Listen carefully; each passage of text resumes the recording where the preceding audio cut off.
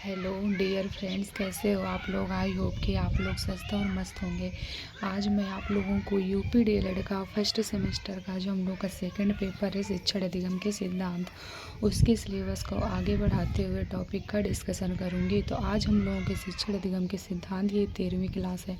अगर आप लोगों ने अभी तक वो 12 क्लास न देखी हो तो उनको देख लीजिए जाके, और प्रॉपर वे में नोट्स भी बहुत अच्छे तरीके से बनाते चलिए। अगर आप लोग नोट्स नहीं बनाओगे तो आप लोगों को कुछ भी समझ में नहीं आएगा, इसलिए आपको क्या करना है, क्रम से क्लास देखनी है और क्रम से भी नोट्स भी बनाते चलने हैं। तो हम लोगों का जो टॉपिक था वो था शिक्षण के सूत्र, तो उसके बारे में मैंने आपको काफ़ी डिस्कशन करा दिया था। तो चलिए सिलेबस को आगे बढ़ाते हुए अब टॉपिक का डिस्कशन करते हैं।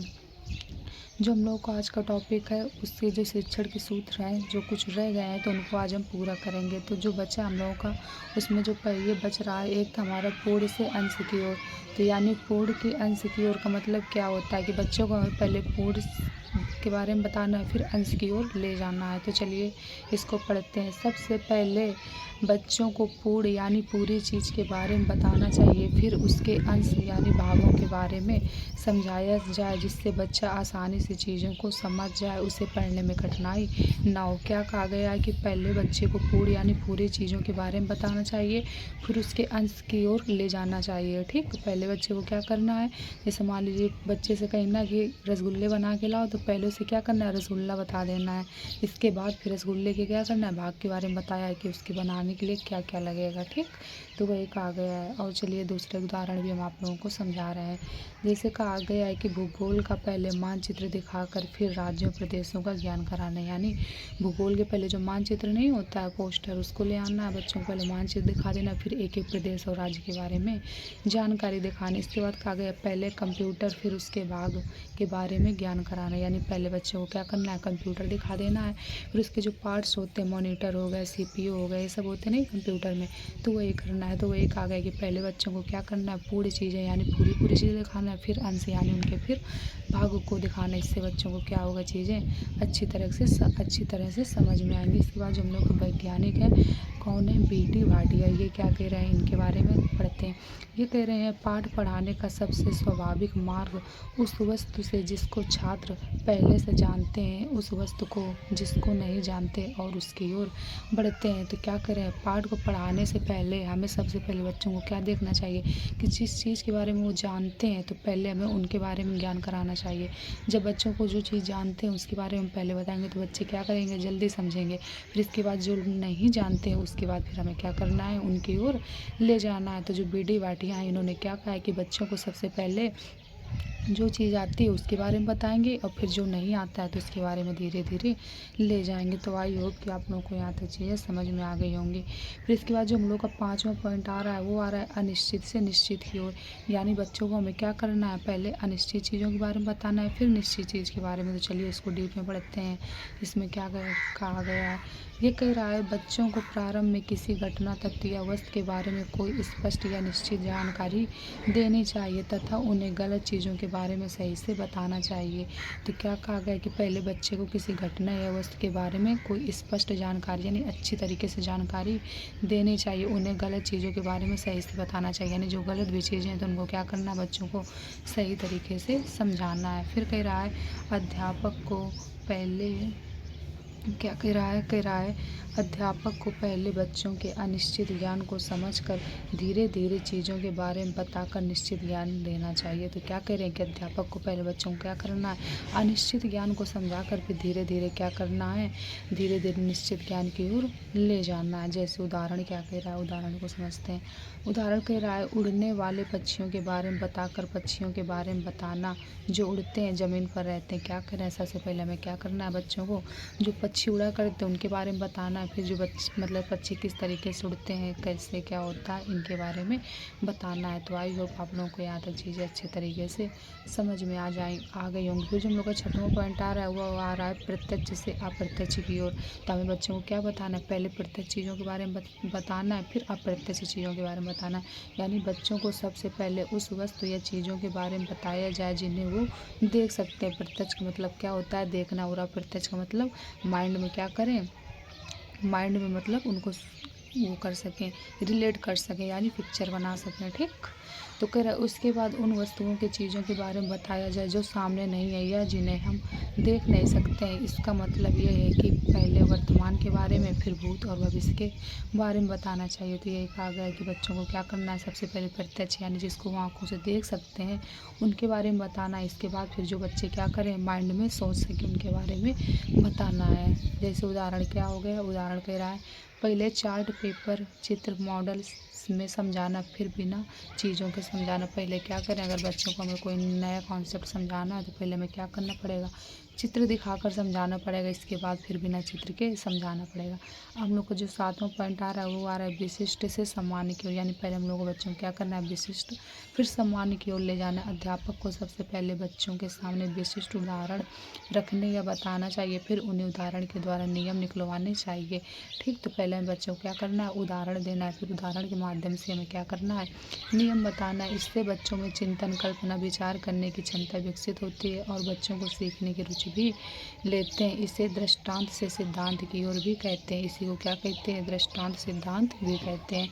तो वही कहा गया कि अध्यापक को पहले क्या करना है, बच्चों को विशिष्ट चीज़ों के बारे में बताना है, फिर क्या करना है, विशिष्ट चीज़ों के बारे में बताकर फिर सम्मान की ओर ले जाना है। यानी पहले किसी चीज़ के बारे में उदाहरण देना है, फिर इसके बाद क्या करना है, बच्चों को समझाना है। ठीक, आगमन विधि में भी पहले उदाहरण दिए जाते हैं, फिर उससे नियम के बारे में बताया जाता है। अगर आगमन विधि के बारे में आगे कि आगमन विधि क्या होती है, तो इसमें क्या किया जाता है, पहले उदाहरण दिए जाते हैं, इसके बाद फिर नियम बताए जाते हैं। जैसे संस्कृत या हिंदी या इंग्लिश में पहले फिर उदाहरण, उससे परिभाषा के बारे में बताने। जैसे संस्कृत कोई भी सब्जेक्ट हम ले लें अपना, संस्कृत हो गया, मैथ हो गई, इंग्लिश हो गई, तो इसमें हमें क्या करना है, पहले बच्चों को उदाहरण बताना है, फिर उदाहरण के माध्यम से हमें क्या बताना है, परिभाषा की ओर ले जाना है। तो आई होप कि आप लोगों को यहाँ तक चीज़ें समझ में आ गई होंगी और आपने क्या किया होगा, प्रॉपर नोट्स भी बना लिए होंगे। अब हम लोग 8वां पॉइंट हुआ रहा है विश्लेषण से संश्लेषण की ओर।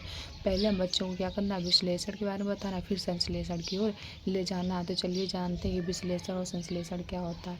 किसी समस्या या कारण को ऐसे टुकड़े करना जिनके टुकड़ों पर समस्या का समाधान निकल जाए, उसे विश्लेषण कहते हैं। विश्लेषण का मतलब क्या होता है कि किसी कारण या समस्या के ऐसे टुकड़े करना जिनके टुकड़ों पर समस्या का समाधान निकल सके, उन्हें क्या कहते हैं, विश्लेषण कहते हैं। जो संश्लेषण होता है उसको पढ़ते हुए क्या कह रहा है, वो कह रहा है टुकड़ों खंडों में प्राप्त ज्ञान को जब जोड़कर समस्या समझाया जाता है तो उसे क्या कहते हैं, संश्लेषण कहते हैं। यानी विश्लेषण का मतलब हो गया तोड़ना और संश्लेषण का मतलब क्या हो गया, जोड़ना।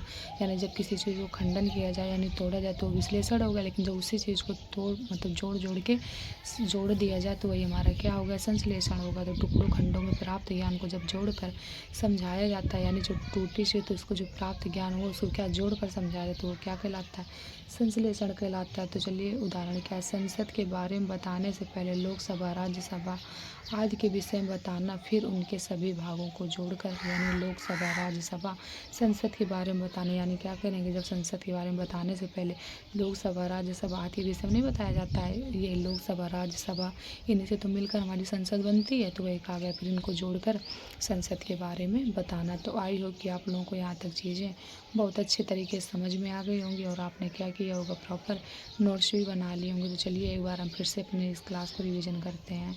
आज का जो हम लोगों का टॉपिक था, हम लोगों ने क्या उठाया था, शिक्षण के सूत्र जो बच गए थे, जहाँ तक मैंने पढ़ा दिए थे, उसके आगे जो बचे हैं उनको बताया। आज तो हम लोग को क्या आ रहा था, पूर्ण सेंस की ओर। यानी पूर्ण सेंस की ओर मतलब क्या होता है, पूर्ण मतलब क्या होता है, सबसे पहले बच्चों को पूर्ण यानी पूरी चीज़ों के बारे में बताना चाहिए, फिर उसके अंश यानी भागों के बारे में समझाना चाहिए। पूर्ण का मतलब होता है पूरा पूरा, और अंश का मतलब क्या हो गया, उसके भाग। अंश का मतलब यही तो होगा, मतलब भाग। तो वही कहा गया कि सबसे पहले बच्चों को पूर्ण यानी पूरी चीज़ों के बारे में बताना चाहिए, फिर उसके अंश यानी भाग के बारे में समझाना चाहिए, जिससे क्या हो, बच्चा आसानी से चीज़ों को समझ सके और पढ़ने में कठिनाई भी ना हो। तो पहले हमें क्या करना है, बच्चों को पूरी चीज़ों के बारे में बता देना है, फिर इसके बाद हमें क्या करना है, छोटी छोटी यानी उसके भाग के बारे में बताना है। जैसे क्या, जैसे भूगोल का पहले मानचित्र दिखाकर फिर राज्यों प्रदेशों का ज्ञान कराना। यानी हमें सबसे पहले क्या करना है, भूगोल का मानचित्र दिखा देना, फिर उसके अंदर जो राज्य होंगे उनके बारे में अच्छे से अध्ययन करवाना है। जैसे पहले कंप्यूटर, फिर उसके भागों, पहले बच्चों को हमें क्या करना है, कंप्यूटर के बारे में बता देना है, फिर कंप्यूटर के जो पार्ट्स होते हैं यानी भाग होते हैं उनके बारे में एक एक अध्ययन कराना। तो वही कहा गया कि पूर्ण से अंश की ओर बच्चों को हमें ले चलना है। फिर वैज्ञानिक हमारे आते हैं BD भाटिया, ये क्या करें, ये करें पाठ पढ़ाने का सबसे स्वाभाविक मार्ग उस वस्तु को जिसको छात्र पहले से जानते हैं, उस वस्तु को जिसको नहीं जानते और उसकी ओर ले जाना, यानी पाठ पढ़ाने का सबसे अच्छा तरीका क्या है, ये करेंगे सबसे अच्छा जो रास्ता है वो यही है कि सबसे पहले हमें छात्र को क्या करना है, जो वो जानते हैं उसके बारे में बताना है। इसके बाद फिर जब वो जान जाए जो चीज़ जानते हैं, फिर उसी से रिलेट करके हमें क्या करना है, आगे बढ़ना है, और जो चीज़ नहीं जानते हैं धीरे धीरे उनके बारे में सिखाना है। फिर इसके बाद जो हम लोग का हुआ था अनिश्चित से निश्चित की ओर, यानी बच्चों को हमें क्या करना है, पहले अनिश्चित चीज़ों के बारे में बताना, फिर निश्चित की ओर ले जाना। बच्चों को प्रारंभ में किसी घटना या तत्व या वस्तु के बारे में कोई स्पष्ट या निश्चित जानकारी देनी चाहिए, यानी पहले बच्चों को हमें क्या करनी चाहिए, कोई घटना हो या वस्तु के बारे में स्पष्ट यानी अच्छी तरीके से जानकारी देनी चाहिए, और उन्हें गलत चीज़ों के बारे में सही से बताना चाहिए। जो गलत चीज़ें भी उनके बारे में क्या करना है, बच्चों को सही से बताना है। अध्यापक को पहले बच्चों के अनिश्चित ज्ञान को समझ कर धीरे धीरे चीज़ों के बारे में बताकर निश्चित ज्ञान देना चाहिए, यानी क्या करेंगे, जो टीचर होते हैं उनके पहले टीचर को पहले क्या करना है, बच्चों को अनिश्चित ज्ञान को देना है। इसके बाद फिर निश्चित को धीरे धीरे ले जाना। जैसे उड़ने वाले पक्षी के बारे में बता के पक्षियों के बारे में बताना चाहिए, और उड़ते हैं ज़मीन पर कैसे रहते हैं, यानी पहले तो हमें ये बता देना है कि पक्षी उड़ रहे हैं। इसके बाद फिर ये बताना है कि पक्षी किस कारण से उड़ रहे हैं, क्या ये ज़मीन में नहीं रह सकते हैं, क्या ये ज़मीन में नहीं उड़ सकते हैं, तो ऐसा क्यों है, तो पहले ये करना है। पहले तो ये बताना है कि जो पक्षी होते हैं वह कहाँ उड़ते हैं, आसमान उड़ते हैं, फिर क्यों उड़ते हैं, इन सब के बारे में बताना है। ठीक, तो फिर जो हम लोग का अगला आ रहा है वो आ रहा है प्रत्यक्ष से अप्रत्यक्ष की ओर। ये क्या होता है, बच्चों को सबसे पहले उन वस्तुओं या चीज़ों के बारे में बताना चाहिए जिन्हें वो देख सकते हैं। प्रत्यक्ष मतलब क्या होता है, देख सकें, और अप्रत्यक्ष मतलब होता है माइंड में पिक्चर बना सकें। तो एक कहा गया कि बच्चों को सबसे पहले उन वस्तुओं या चीज़ों के बारे में बताया जाए जिन्हें वे देख सकते हैं, या जो कुछ उनके सामने है उसके बाद उन वस्तुओं या चीज़ों के बारे में बताया जाए जो वो सामने नहीं है या जिन्हें हम देख नहीं सकते। इसका मतलब ये है कि पहले वर्तमान के बारे में, फिर भूत और भविष्य के बारे में, यानी बच्चा पहले वर्तमान यानी प्रेजेंट टाइम में उसके बारे में बताना है, फिर इसके बाद जो भूत और भविष्य है यानी जो बीत चुका है और जो आएगा उसके बारे में बताना है। जैसे पहले चार्ट पेपर चित्र मॉडल से समझाना, फिर बिना इन चीज़ों के समझाना। पहले हम बच्चों को क्या करना है, चार्ट पेपर के माध्यम से समझाना, फिर इसके बाद बिना इनके माध्यम से समझाना है। फिर हमको जो 7वां पॉइंट आ रहा था वो था विशिष्ट से सम्मान की ओर, यानी पहले बच्चों को हम विशिष्ट चीज़ें बताने, फिर सम्मान की ओर ले जाना है। तो कह रहा अध्यापक को सबसे पहले बच्चों के सामने विशिष्ट यानी उदाहरण रखने या बताना चाहिए, फिर उन्हीं उदाहरण के द्वारा नियम निकलवाने चाहिए।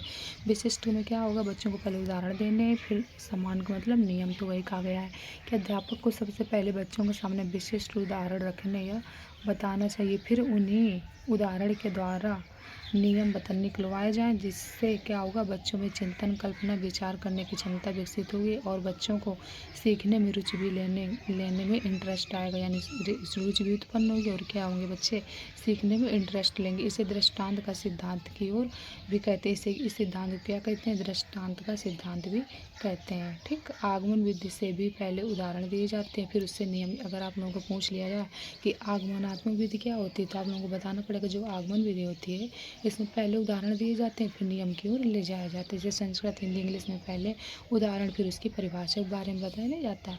फिर इसका जो हम लोग का 8वां पॉइंट है वो है विश्लेषण से संश्लेषण की ओर। विश्लेषण मतलब क्या होता है, किसी समस्या के क्या करना है, टुकड़े करना, जिनके टुकड़े पर समस्या का समाधान निकल सके। यानी क्या करना, हमें कोई भी समस्या है तो उसके हमें क्या करना है, टुकड़े तोड़ना है, मतलब टुकड़े तोड़ना है, यानी समस्या का समाधान निकल सके। जैसे मान लीजिए आप लोगों को कॉलेज जाना है, तो कॉलेज जाने के लिए आपको क्या करना पड़ेगा, आप लोग को दूर कॉलेज है तो आप लोग तुरंत तो जा नहीं पाओगे, तो आप लोगों को कुछ साधन की व्यवस्था की ज़रूरत पड़ेगी। नहीं, कोई बाइक से जाएगा, कोई अपने स्कूटी से जाएगा, सबके अपना अपना है। तो वही कहा गया है जिसके अपना जो मतलब हो, तो वही आप लोगों ने चिंतन किया ना कि हमें क्या करना है, वहाँ कॉलेज तक जाने के लिए। मान लीजिए आपका कॉलेज दूर, तो पहले हमें यहाँ तक जाना पड़ेगा, तो हम इस साधन से जाएँ, फिर यहाँ। तो वही है कि आप लोगों ने टुकड़े तोड़े ना समस्या के, तो वही है। फिर इसका अगर टुकड़ों या खंडों को प्राप्त ज्ञान को जब जोड़ कर समझाया जाता है तो इसे संश्लेषण कहते हैं। अब आप कॉलेज पहुँच गए, तो कॉलेज किसके माध्यम से पहुँचे, बाइक या स्कूटी जिसके माध्यम से पहुँचे, तो वो क्या टुकड़ों को जो तोड़ा तो वो हमारी जुड़ गई, बिल्कुल हम लोग कॉलेज पहुँच गए। तो ये हमारा क्या हुआ, संश्लेषण हुआ। और जिसके जो दूसरा उदाहरण वो भी समझाए दे रहे हैं। एक संसद के बारे में बताने से पहले लोकसभा, राज्यसभा आदि के विषय में बताना, यानी संसद के बारे में बताना है तो इससे पहले हमें क्या करना पड़ेगा, लोकसभा, राज्यसभा आदि के बारे में बताना पड़ेगा, और उन्हीं सब भागों को जोड़कर यानी राज्यसभा और लोकसभा को जोड़कर क्या बनता है, हमारा संसद बनता है। तो आई होप कि आप लोगों को यहाँ तक चीज़ें बहुत अच्छे तरीके से समझ में भी आ गई होंगी, और आपने क्या किया होगा, प्रॉपर नोट्स भी बना लिए होंगे। तो आज की क्लास को हम लोग यहीं तक रखते हैं। कल से हम लोग क्या करेंगे, अपना आगे बढ़ेंगे मतलब टॉपिक उठाते हुए। तो आप लोग मतलब नोट्स बहुत अच्छे तरीके से बनाते चलिए, और जो हमारा सिलेबस है वो बहुत अच्छे तरीके से बढ़ रहा है, आप लोग खुद देख रहे होंगे। तो आप लोगों को क्या करना है, अच्छी चीज़ों को समझते चलना है और वीडियो को दोस्तों तक शेयर करनी, जिससे क्या हो कि उनकी भी हेल्प हो सके। और आप लोगों को चैनल को लाइक और सब्सक्राइब करना है, जिससे आपको नोटिफिकेशन टाइम टू टाइम मिलती रहे। तो आई होप कि आप लोगों को यहाँ तक चीज़ें बहुत अच्छे तरीके से समझ में आ गई होंगी और आपने क्या किया होगा, प्रॉपर नोट्स भी बना लिए होंगे। तो ओके, थैंक यू।